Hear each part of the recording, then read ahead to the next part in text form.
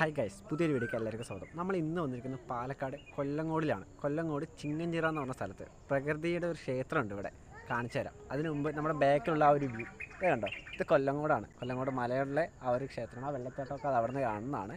അപ്പോൾ ബാക്കിയുള്ള വിശേഷങ്ങൾ ഞാൻ വീഡിയോയിൽ കാണിച്ചു തരാം. പ്രകൃതി ക്ഷേത്രത്തിൽ നിന്നും വെറും 100 മീറ്റർ ഡിസ്റ്റൻസിലാണ് ഈ ഒരു ലൊക്കേഷൻ ഉള്ളത്.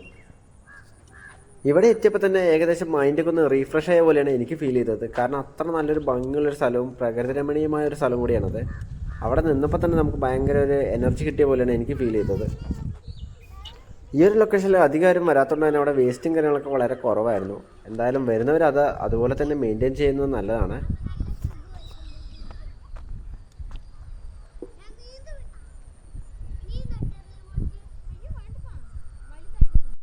കുറച്ച് സമയം അവിടെ ചിലവഴിച്ച ശേഷമാണ് നേരെ ചിങ്ങഞ്ചിറ പ്രകൃതി ക്ഷേത്രത്തിലോട്ട് പോയത്.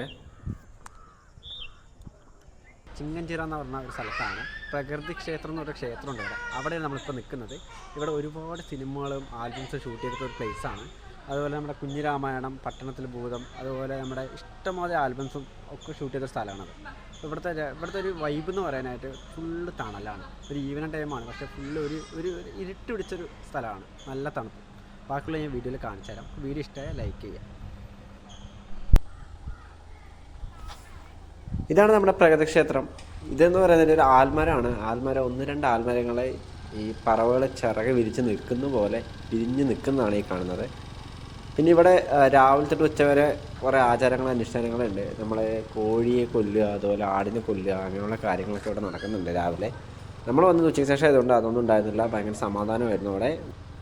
അതുമാത്രമല്ല, ഇവിടെ വേറെയും കുറേ പ്രത്യേകതകളുണ്ട്. അത് ഞാൻ പറഞ്ഞുതരാം. ഇതാണ് അമ്പലത്തിൻ്റെ മെയിൻ എൻട്രൻസ് എന്ന് പറയാനായിട്ട്.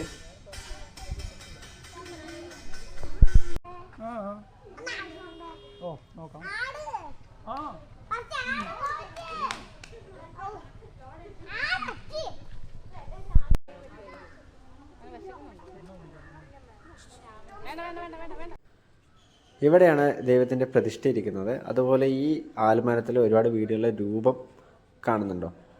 അത് ഇവിടുത്തെ ആൾക്കാരുടെ വേറൊരു വിശ്വാസം കൂടിയാണ്. വീടില്ലാത്തവർക്ക് ഇങ്ങനെ വന്ന ആൽമരത്തിൽ വീടിൻ്റെ രൂപം കെട്ടിവെച്ച് കഴിഞ്ഞാൽ പെട്ടെന്ന് വീട് വയ്ക്കാൻ സാധിക്കും എന്നുള്ളതാണ് അവരുടെ വിശ്വാസം.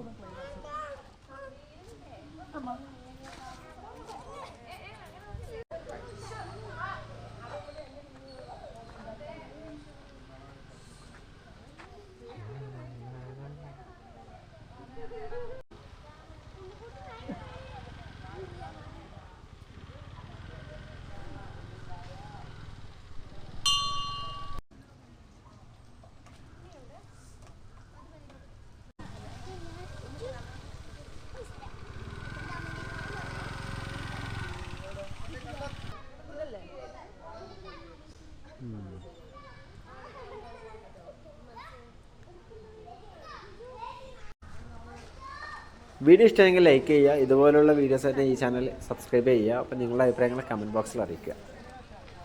ഈ വീഡിയോ അവസാനം വരെ കണ്ട എല്ലാവർക്കും നന്ദി.